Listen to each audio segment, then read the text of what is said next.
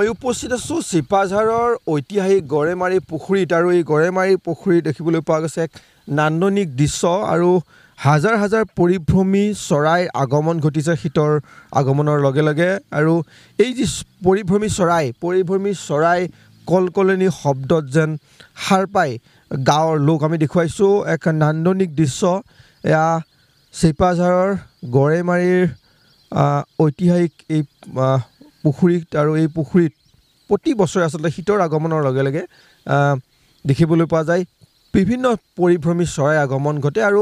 এক সুন্দৰ পৰিৱেশ আচলতে উপভোগ কৰিবৰ কাৰণে বাটৰুৱাসকলেও ৰৈ যোৱা দেখিবলৈ পোৱা যায় আমি কথা পাতিবলৈ চেষ্টা কৰিম বাটৰুৱা লগতে স্থানীয় লোক আছে এক নান্দনিক দৃশ্য আৰু প্ৰতি বছৰৰ শীতৰ আগমনৰ লগে লগে এই ধৰণৰ পৰিভ্ৰমী চৰাই আগমন হয়তো দৰং জিলা চিপাঝাৰ বিধানসভা সমষ্টিৰ ডেমনৈ গাঁও পঞ্চায়তৰ অন্তৰ্গত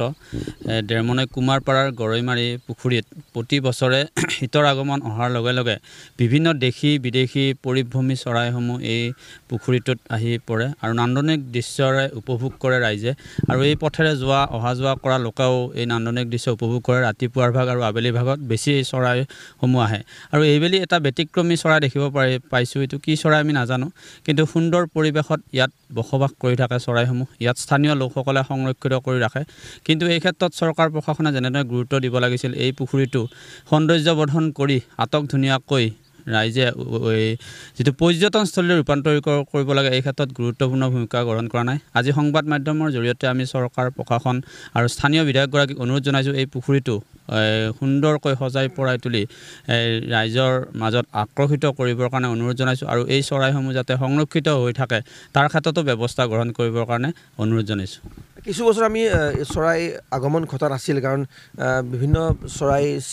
চিকাৰ হোৱা দেখিবলৈ পোৱা গৈছিল আগতে হৈছিল তাৰপিছত যেতিয়া স্থানীয় লোকসকলে আৰু স্থানীয় যিটো এই পুখুৰীৰ গাতে লাগি থকা গাঁও কুমাৰপাৰা গাঁৱৰ যুৱকসকলে ইয়াত তাৰমানে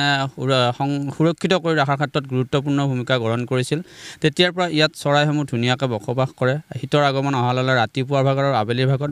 ৰাতিপুৱা যেতিয়া মানুহে গাঁৱৰ যিসকল নিকটৱৰ্তী লোক এই কলকলৰ যি শব্দ এই শব্দৰ সাৰ পাই উঠে হয় ধুনীয়া নান্দনিক দৃশ্য ইয়াত আমি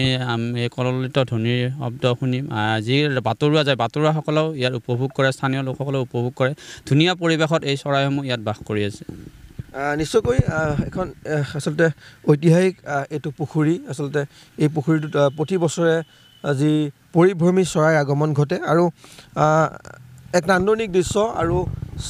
যি নিকটৱৰ্তী যিসকল লোক তেওঁলোকেও আচলতে এই পৰিৱেশ উপভোগ কৰে লগতে উল্লেখ কৰিব লাগিব যে আচলতে পৰিভ্ৰমী চৰাইৰ যি শীতৰ আগমনৰ লগে লগে পৰিভ্ৰমী চৰাইৰ আগমন ঘটে দেশী বিদেশী পৰিভ্ৰমী চৰাইৰ আগমন ঘটে আৰু এই সময়ত ৰাতিপুৱাৰ আচলতে কলকলনি যি শব্দ চৰাই কলকলনি শব্দ এই কলকলনি শব্দত যেন সাৰ পাই উঠে গাঁৱৰ লোকসকল